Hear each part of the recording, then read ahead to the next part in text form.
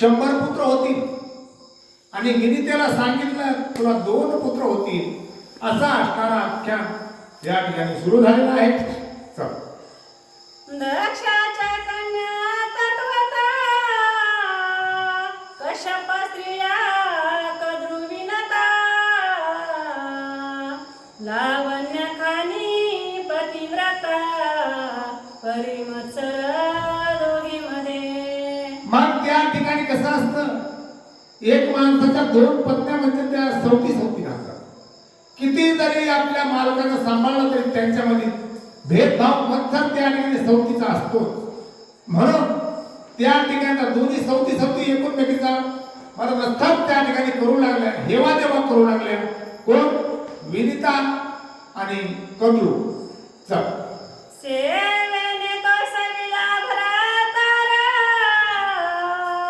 देत कश्यप दिव्य वरा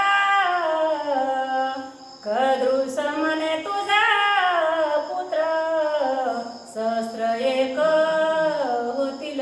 मग त्या ठिकाणी आपली सेवा त्या ठिकाणी पाहून तो कश्यप असणारा त्या ठिकाणी कद्रूला आशीर्वाद देऊ लागला.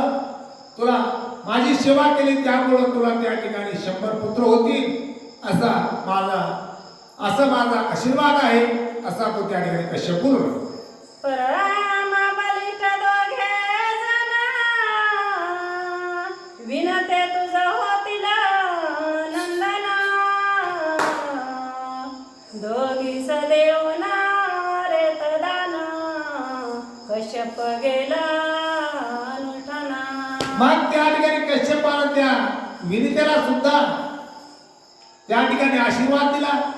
सांगितलं तुला सुद्धा 2 पराक्रमी अशी मुलं होतील आणि ते मुलं खूप आपापले नाव कमवतील, असा त्यांना आशीर्वाद दिला आणि स्वस्थानामध्ये त्या ठिकाणी तो निघून गेला. यथा काळी कद्रुवेलारी सहस्रांडी प्रसवली दिव्य तेजोमया आगळी विनिता अंडी 2 प्रसवे. मग त्या ठिकाणी कद्रूच्या ठिकाणी त्या ठिकाणी 100 अंडी निर्माण झाली. रेतदान केलेलं कश्यपानं, म्हणून त्या ठिकाणी 100 अंडी निर्माण झाली. अंड्याचं पालन पोषण त्या ठिकाणी होऊ लागलं. असे असणारे त्या ठिकाणी कद्रूची कथा. होता पंचशत संवत्सरा सहस्रांडी उलोन सत्वरा जन्मले घोरा विखार भयंकर धुंदुकारती. त्यानंतर आता 500 मध्ये 500 अशा असणारे दिवस झाल्यानंतर त्या ठिकाणी त्या कद्रूची जी अंडी होती ते अंडे त्या ठिकाणी उडू लागले आणि उरल्यानंतर त्यामधून असणारे 100 पुत्र त्या ठिकाणी निर्माण झाले. चल. शेषवासुकी तक्षकाही कर्कोटाय रावत धनंजया पाही मनी व्याल पात्रादी सर्वाई पुत्र ऐसे 100 पुत्र जन्मले. त्यापैकी त्या ठिकाणी त्यांची नावं असणारे शेष, वासुकी, तक्ष, कर्कोटक, ऐरावत, धनंजय असे त्या 100 पैकी काही जणांची नावं त्या ठिकाणी त्या पुत्रांची, त्या कद्रूच्या पुत्राची होती. असे ते 16 असणारे पुत्र त्या ठिकाणी जन्मले. कद्रू देखोनी पुत्रावती विनिता तळमळी परमचित्ती दिवस न भरता स्वाहस्ती अंडे एक फोडिले. मग त्या ठिकाणी 34 मत्सर कद्रूला 100 पुत्र झाले. हे विनंतीला कुठं सहन होते? सहन होईना. म्हणून त्या ठिकाणी मत्सर निर्माण झाला. म्हणून आपल्या स्वतःच्या हाताने त्या ठिकाणी त्या विनितेनं आपलं स्वतःचं अंड एक फोडलं. अंड फोडलं पण त्यामधून एक पुत्र जन्माला आला. कसा आला? कोण आला? चल. तो चरणाकडे अर्धा शरीर निपजले नाही साचारा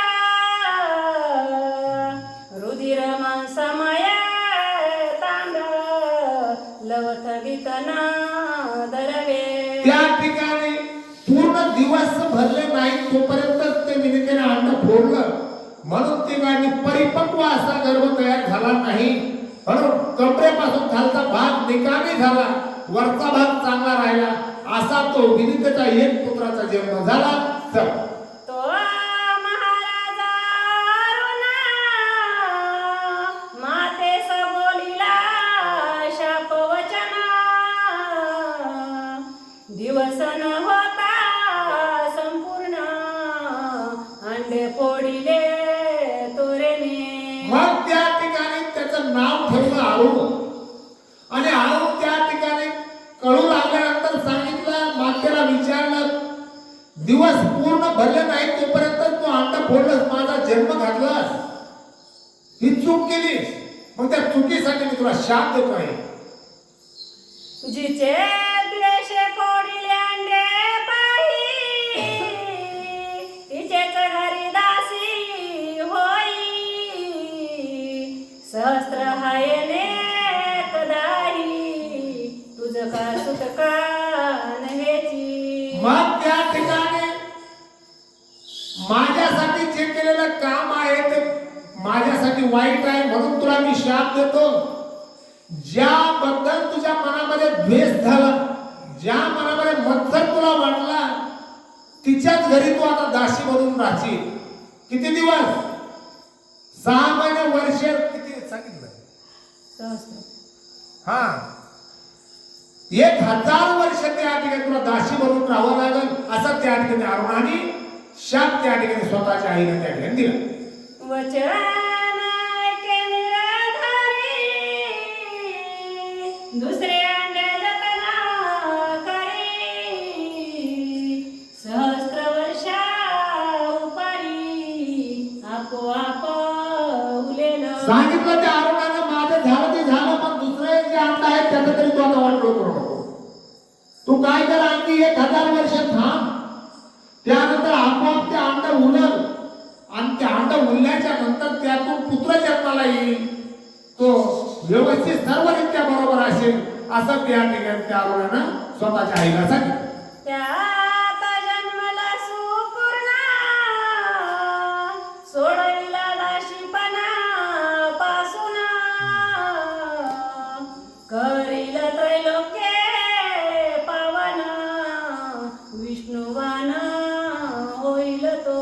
मग त्या ठिकाणी सांगितलं, तो जन्माला येईल कोण? दुसऱ्या अंड्यातला जो मुलगा जन्माला येईल तो खूप असणारा पराक्रमी असेल, आणि तो विष्णूचं वाहन बनेल, आणि जो तुला मी दिलेला शाप आहे तो त्या शापातून सुद्धा तो मुक्त करेल, त्याचं नाव अरुण असेल, असं त्या ठिकाणी त्या गरुड असेल, असं त्या अरुणानं त्या ठिकाणी सांगितलं. ऐसा जन्मला अरुणा आरक्तवन देवीचे मान. सूर्यरथी सारथी होऊन आद्यापी अचल बैसला. मग त्या ठिकाणी अरुण असणारा लहानाचा मोठा झाला, अकराळ विक्राळ असणारा तो देहात असणारा बलवान, डोळे असणारे तांबड्या स्वरूपाचे ते डोळे असणारा तो सूर्याचा त्या ठिकाणी सारथी बनला, असा अरुण त्या ठिकाणी विनतेच्या पोटी जन्माला आला. मग दुसरे अंडे निगूढ स्थानी ठेवीत विनता वेलाळी.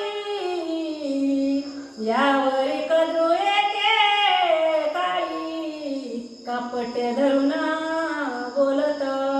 मग त्या ठिकाणी काही काळानंतर, त्या ठिकाणी बरेच दिवस झाल्यानंतर तो आता कपट धरून त्या ठिकाणी बोलू लागला, भाऊ वर ये ना,